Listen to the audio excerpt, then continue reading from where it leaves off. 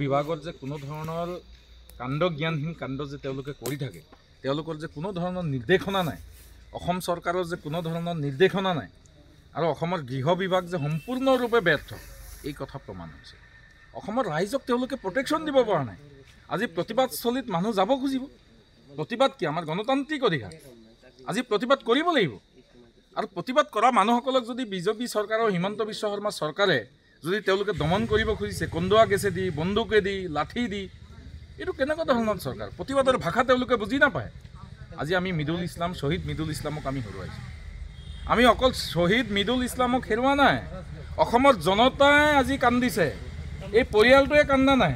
আজি কণ কণ ছোৱালী দুজনী, এই কণমানি ছোৱালী দুজনীৰ দায়িত্ব কোনে ল'ব? হিমন্ত বিশ্ব শৰ্মাই ল'ব? অসমৰ গৃহ বিভাগে ল'ব? তেওঁলোকৰ সময় নাই। গতিকে অসমৰ ৰাইজ কান্দিছে আজি। গতিকে এইকাৰণে মই কৈছোঁ যে প্ৰতিবাদৰ ভাষা হিমন্ত বিশ্ব শৰ্মাই বুজি নাপায় আৰু অসমৰ ৰাইজৰ দুখ দুৰ্দশা অসমৰ এই মুখ্যমন্ত্ৰীজনে বুজি নাপায়। অহংকাৰী মুখ্যমন্ত্ৰী। এই হত্যাকাৰী চৰকাৰখনে অকল শ্বহীদ মৃদুল ইছলামক হত্যা কৰা নাই, এনেকুৱা তেজাল যুৱক কা আন্দোলনৰ সময়ত আপোনালোকে দেখা পাইছিলে 5জন তেজাল যুৱকক তেওঁলোকে হত্যা কৰিছিল। তেওঁলোকক আজিলৈকে অসম চৰকাৰে শ্বহীদ হিচাপে ঘোষণা কৰিবলৈ তেওঁলোকৰ সৎ সাহস নহয়। কি এইবোৰ কি অসমীয়া যুৱক নহয় নেকি? অসমৰ যুৱক নহয় নেকি? গতিকে হিমন্ত বিশ্ব শৰ্মাক সকীয়াই দিছোঁ। এজন মৃদুল ইছলামক তেওঁলোকে আজি হত্যা কৰিছে, এজন শ্বহীদ মৃদুল ইছলামক তেওঁলোকে আজি কন্দুৱা গেছেদি মাৰিছে, কিন্তু অসমৰ ৰাইজৰ মনৰ পৰা মৃদুল ইছলামক কেতিয়াও খেদিব নোৱাৰে। অসমৰ স্মাৰ্ট মিটাৰৰ প্ৰতিটো ঘৰৰ স্মাৰ্ট মিটাৰৰ লগত মৃদুল ইছলামৰ, শ্বহীদ মৃদুল ইছলামৰ নাম জড়িত হৈ থাকিব। অসমৰ প্ৰতিটো মূল্য বৃদ্ধি ইছ্যুৰ ওপৰত শ্বহীদ মৃদুল ইছলামৰ নাম জড়িত হৈ থাকিব। গতিকে এওঁলোকে ভাবিছে যে কংগ্ৰেছৰ কৰ্মীক এনেকৈ গুলিয়াই দিলে, লাঠিৰে মাৰিলে আৰু কন্দুৱা গেছেদি মাৰিলে তেওঁলোকে ভয় খাব। কংগ্ৰেছে কেতিয়াও ভয় নাখায়, বুঢ়া আঙুলি দেখুৱাই দিব হিমন্ত বিশ্ব শৰ্মাক। কংগ্ৰেছে ব্ৰিটিছৰ 200 বছৰীয়া শাসনক উফৰাই কংগ্ৰেছে ভাৰত স্বাধীন কৰিছিলে।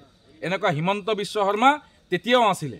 এইবোৰ হিমন্ত বিশ্ব শৰ্মা আৰু ব্ৰিটিছৰ এই কাল নাগিনী এওঁলোকক তেতিয়া ধ্বংস কৰিছিলে। গতিকে অসমৰ ৰাইজে অহা দিনত ইয়াত চাই তীব্ৰতৰ আন্দোলন গঢ়ি তুলিব।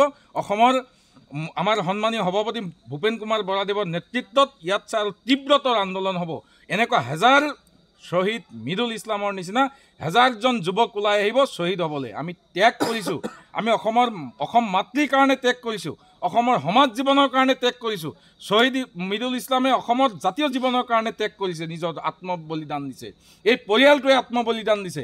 গতিকে এই পৰিয়ালটোকো মই কৈছোঁ যে হিমন্ত বিশ্ব শৰ্মা ডাঙৰীয়া যদি সৎ সাহস আছে, এই পৰিয়ালটোৰ আগত আহি তেওঁ আত্মসমৰ্পণ কৰক। আৰু যিকেইজন পুলিচ বিষয়া, গৃহ বিভাগৰ বিষয়া আজি এই কাৰ্যসূচীত জড়িত আছে, তেওঁলোকৰ ওপৰত ইতিমধ্যে আমি FIR কৰিছোঁ আৰু উচিত তদন্ত কৰি তেওঁলোকক শাস্তি আৰু আইনী মেৰপেচত তেওঁলোকক আনি দেখুৱাই দিয়ক। অসমৰ ৰাইজে চাব ওলাইছে, অসমৰ ৰাইজ ইয়াৰ সাক্ষী। 26 চনত এনেকুৱা হিমন্ত বিশ্ব শৰ্মাৰ দম্বালী, অহংকাৰী আৰু হত্যাকাৰী নীতিক মানুহে বুঢ়া আঙুলি দেখুৱাই বিজেপিক অসমৰ পৰা বিদায় দিব। আৰু আমাৰ যি স্মাৰ্ট মিটাৰৰ বিৰুদ্ধে প্ৰতিবাদ আছিলে, মোদী আৰু আদানীৰ বিৰুদ্ধে যি প্ৰতিবাদ আছিলে, এই প্ৰতিবাদ আৰু তীব্ৰতৰ হ'ব। ভূপেন কুমাৰ বৰাদেৱৰ নেতৃত্বত অসমৰ চুকে কোণে, গাঁৱে চুবুৰীয়ে, প্ৰতিটো মণ্ডলে এই আন্দোলন আৰম্ভ হ'ব। এনেকুৱা শ্বহীদ মৃদুল ইছলামৰ দৰে হাজাৰ লাখ লাখ যুৱক ওলাই আহিব। গতিকে আমি ভয় খোৱা নাই, তেওঁলোকে ভয় দেখাব খুজিছে। ব্ৰিটিছক ভয় কৰা নাছিলে কংগ্ৰেছে, আৰু এনেকুৱা হিমন্ত বিশ্ব শৰ্মাৰ স্বৈৰতন্ত্ৰই বিজেপিক ভয় কৰিব নেকি? যিসকলে ব্ৰিটিছৰ ওচৰত আত্মসমৰ্পণ কৰিছিলে, কংগ্ৰেছে আত্মসমৰ্পণ কৰা নাছিল। ইতিমধ্যে দলৰ ফালৰ পৰা ঘোষণা কৰা হৈছে যে আমি এই পৰিয়ালৰ দায়িত্ব লৈছোঁ।